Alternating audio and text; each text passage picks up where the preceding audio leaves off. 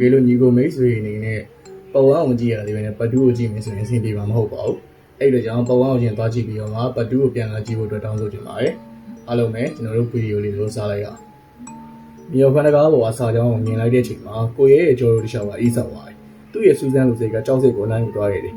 လက်နဲ့တံမီကိုတင်းတင်းဆုပ်ကန်ပြီးတော့တကားကိုတွန်းဖွင့်လိုက်တယ်တကားဟောင်းကြီးကတဖြည်းဖြည်းဖွင့်လာတယ်အောက်ဘက်ကိုဆင်းလို့ရမယ့်တက်သားလေကားဟောင်းတွေပေါ်လာတယ်အောက်မှာတော့အမောင်လူကြီးပဲရှိနေတယ်ကိုရဲ့အသက်ရင်းရှူပြီးအောက်ကိုဆင်းသွားတယ်တလန်းနှစ်လန်းသုံးလန်းလေကားဆုံးကိုရောက်သွားတဲ့အခါမြေခန်းယူတွေ့လိုက်ရတယ်အခန်းတစ်ခုလုံးမှာဖုံဖုံတွေပုံလန်းနေတယ်နေရနေမှာတန်ကြီးတက်နေတဲ့တန်ကြိုးတွေကိုချိန်ထားတယ်အခန်းလေမှာတက်သားတလုံးရှိတက်သားပေါ်မှာထူးဆန်းတဲ့အမှတ်သားရေးထိုးထားတယ်ကိုရဲ့အနားကိုကတ်သွားတယ်အဲ့ဒီချိန်မဖွင့်နေဆိုရင်မျိုးသမီးရဲ့အတန်ကိုကြားလိုက်ရတယ်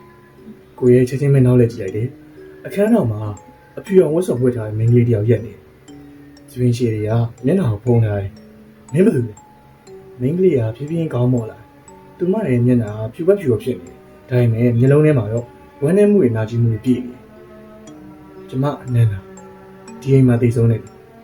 ကိုရဲ့အသက်ရှူရမိတော့တရေလားမင်းကလေးကလည်းကောင်းနေလိုက်ဒါပေမဲ့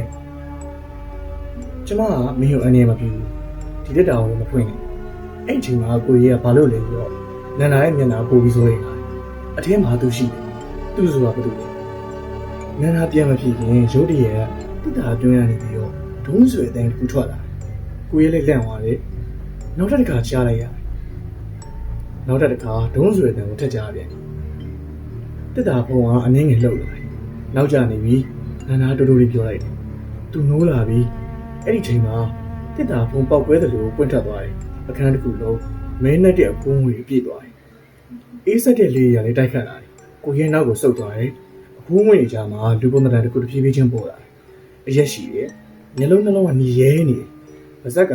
မဖြစ်နိုင်တော့ကျဲနေတယ်လွတ်မြောက်သွားပြီဆိုတဲ့အတန်ထွက်လာတယ်အဲ့ဒီအတန်ကလူအတန်မဟုတ်ဘူးအရာဝတ္ထုတစ်ခုခုရဲ့အတန်ကိုကြားနေရတယ်နန္ဒာကကိုရဲ့ကိုလန့်ဟော်လိုက်တယ်ပြီးတော့ကိုရဲ့လေကားကြီးကိုပြေးတက်လာတယ်ဒါပေမဲ့အနောက်မှာခြေတံတွေမကြားဘူးအဲ့ဒီကြာကလမ်းလျှောက်တာမဟုတ်ဘူးလေထဲမှာမျောလာနေတာကိုရဲ့အပေါ်ထက်ကိုရောက်ချင်းမြေရောက်ခန်းတကားကိုပိတ်လိုက်တယ်ဒါပေမဲ့တကားအောက်ကနေအနက်ရောင်ကုန်းငွေထွက်လာနေအဲ့ဒီညမှာကိုရဲ့အိမ်ထဲကနေထွက်ပြီးကိုဆုံးဖြတ်လိုက်တယ်ကားပေါ်တက်ပြီးတော့ဆက်နိုးတယ်ဒါပေမဲ့ဆက်နိုးလို့မရဘူးနောက်တစ်ခါထပ်နိုးတယ်မရပြန်ဘူးဒါပေမဲ့နောက်ဆုံးချိန်နှိုးလိုက်တဲ့အခါကားမှရှိမှမျက်နှာတစ်ခုပေါ်လာတယ်အဲ့ဒီကြာရဲ့မျက်နှာမျက်လုံးနေနေနေကိုရဲ့ကိုစိုက်ကြည့်နေတယ်ကိုရဲ့လည်းအော်ပြီးကားပေါ်ဆင်းပြေးလိုက်တယ်မိုးတွေကလည်းတဲကြီးမကြီးရွာနေတယ်